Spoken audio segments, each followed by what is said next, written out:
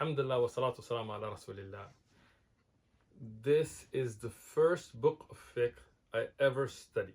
I mean, a full book. Like we did little books like the Kitab al-Salah of Kifat al-Salah of Shaykh ibn Baz and stuff, but like a full book of fiqh. I got some really good new books that we're going to be looking at today regarding it, but I'm going to show you my old one first.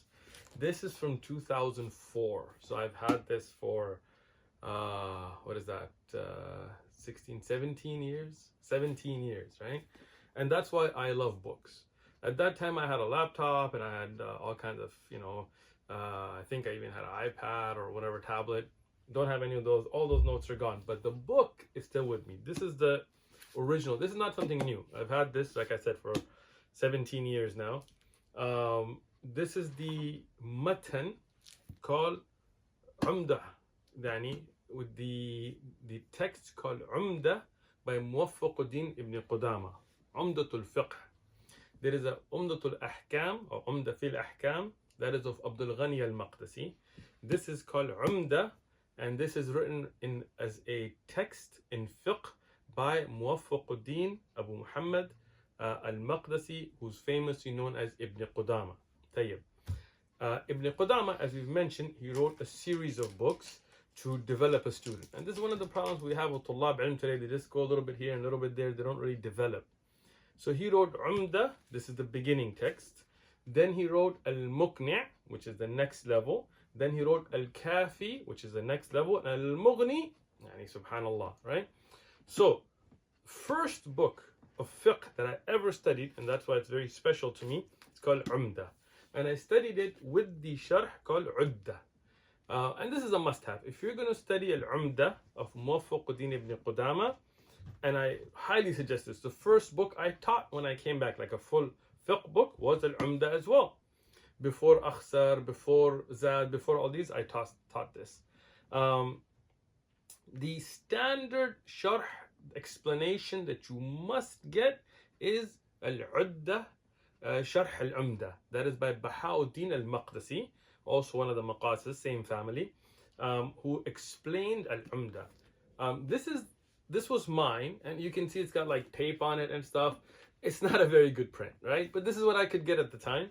And the reason I still love it and keep it, because it has first and foremost my own notes in it. And I want to show them to you, inshallah, just to kind of get an understanding why I love books. So these are my notes. You might not be able to read them, but at least you can see like the different colors is from my writing. The print doesn't have in it. So I love these. I go back, and when I'm teaching even Akhsar or Za'ad or another matan, or if I'm just researching, I go back and look up this bab, and I find sometimes notes 17 years ago. I mean, I've forgotten, but I'm like, oh, subhanAllah, that's a beautiful point. Above and beyond that, it has some writing from my Shaykh that, sometimes he would write notes for me in it. So those are obviously, they have an emotional attachment for me. And also, when I finished the book with him, may Allah have mercy on all of us, and may Allah protect him, Shaykh Dr. Sadiq al-Manna.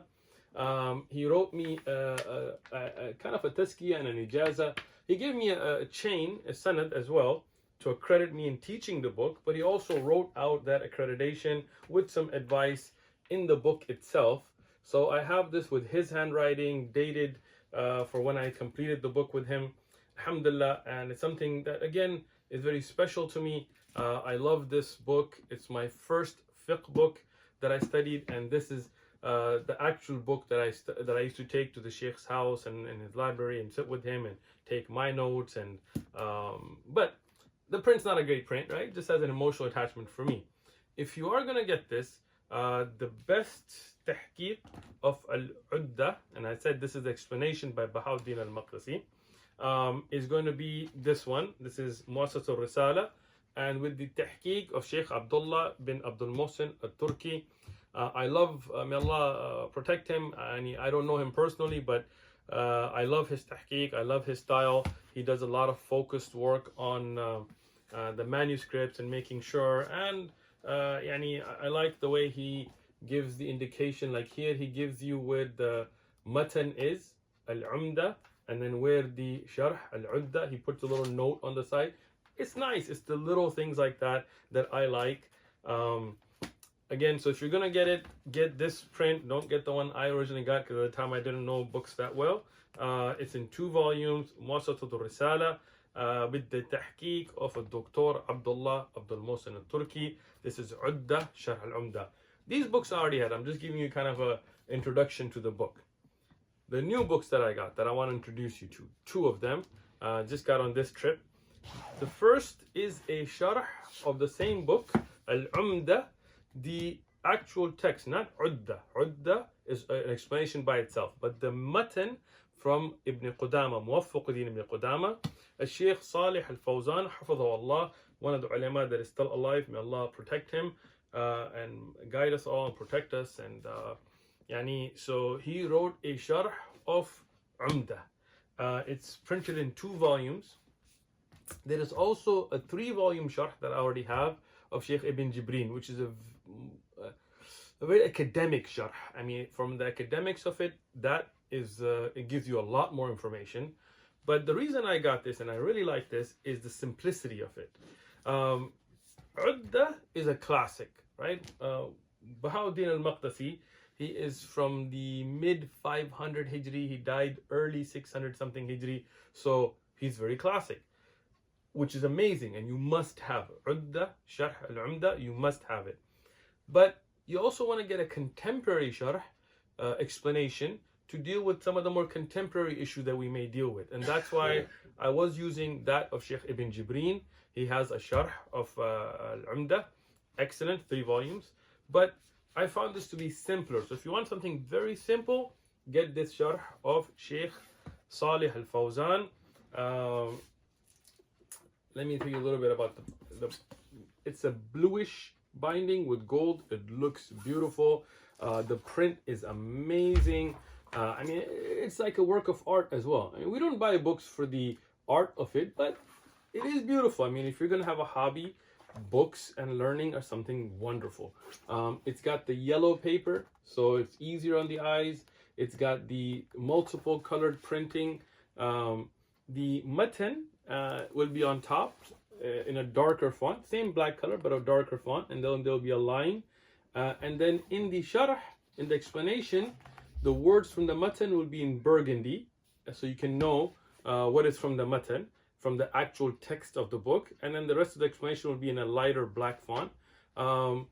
When there are ahadith, there is a very limited takhrij, meaning it'll just tell you what book of hadith it's from. Like these are from Bukhari and Muslim. This one is from Sunan Abi Dawud. But it doesn't get into the authenticity of the ahadith. It just gives you the reference, because this is a simple explanation. What I like about Shaykh Salih Al-Fawzan here also is he's very clear about the Surah Al-Mas'ala. Like, what is the Mas'ala we're discussing? Like here, it's talking about when you go to sujood, what do you go first? In the matan, it says, يَكُونَ الْأَوَّلْ مَا وَقَعَ, whatever the first to go, على الأرض, to the earth, minhu rukbatahu, is the knees before the hands when you're going into sujood. So the Shaykh, he very simply explains, the musalli, the one who's praying, when he's going into sujood towards the earth, his knees are put before his hands and then his face and nose. And he says this is the sunnah. But if somebody is older, كان الإنسان مريضا, and if somebody is sick or so on, or kabir min sin, then if he puts the hands first, nothing wrong with that. Simple, very simple, beautiful explanation. You should get this 2 volumes sharh of Shaykh Salih Al-Fawzan. But one thing I would suggest with it, and it's amazing, especially if you're interested in hadith, is this 5-volume work on the takhrij of the ahadith from al-Udda. So al-Umda is Muwaffaquddin Ibn Qudama beginning text, like a small matan. You can get a pocket-sized one. Udda is the explanation by Bahauddin al-Maqdisi, who brings a lot of ahadith.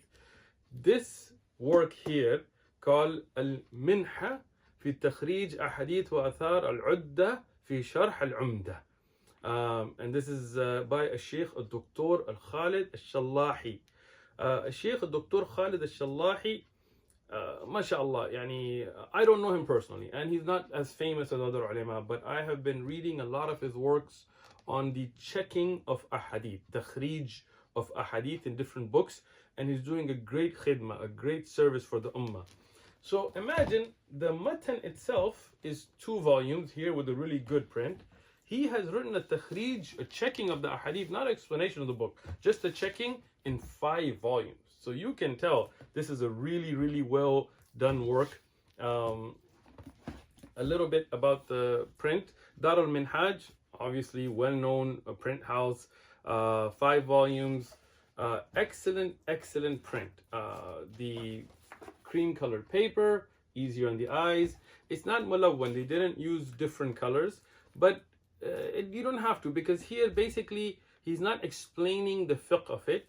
He just mentions the hadith, and the hadith will have a hadith number to match up with the udda, with the matan, and it will be in bold, so you'll know. And then the explanation of the authenticity of the hadith. But it's really good. I mean, 5 volumes, imagine, right? So here he says, أخرجه Ibn Majah. It was reported by Ibn Majah. He gives the hadith number 1121. And then he gives the actual sanad, the full chain of the hadith. And then he says, قلت, I say, this is weak because Umar ibn Habib, for da'if, he is weak. Tayyib, but why? He says, قال Ibn Hajar, يعني Ibn Hajar Asqalani, he said about him in the Taqrib. And then he gives you the reference from a Taqrib. So I have a Taqrib. So if I want to now look at the original earlier scholars of hadith and what they said, he gives you the reference, which here it's 4,874. I can go look up the narrator in a Taqrib, and then he says what Ibn Hajar said about him. Then he says Al-Arnout, yani this is one of the more contemporary scholars. He also, in his Ta'liq on Ibn Majah, he gives the hadith number here as well. He said Isnaduhu da'if. Then he continues that it's where it's reported also in An-Nisa'i and Ibn Khuzaymah, and then he discusses each chain. Now look at this. From that one, this is all discussing. It continues for 1, 2, 3, 4, 5, 6, 7, 8, 9, 10, 11, 12, 13, 14, 15, so going 16, 17, 18 pages on one hadith. Subhanallah. Yani, it's not just hadith da'if. No, he brings in Ibn Abdul Hadi, he brings in the aqwal of the earlier a'imma, he discusses contemporary ulama and their aqwal like Shaykh Albani and Shuhaib al-Arnout and Abdul Qadir al-Arnout and Ahmed Shakir and other. He brings in some very, very classic ulama like Ibn Mulaqqin, who's also known as Ibn Nahwi, and then he gives his own input on it. Then he gives you references to the actual books of biographies and also earlier books of taqreed, like here he goes into a talqis of Ibn Hajar and Imam Ahmad and Yahya bin Ma'in and those imma from the past and what they said, those that met him, the narrator, and there's all of the chains. So this is amazing work. So if you get this book, Minha, the takhrij of the ahadith of al-udda, sharh al-umda of Shaykh Dr. Khalid al-Shallahi, you will not just benefit in understanding umda, but understanding the ahadith and evidences and authenticity. If you get it with the classic sharh of al-udda, you will benefit from the classic style of it.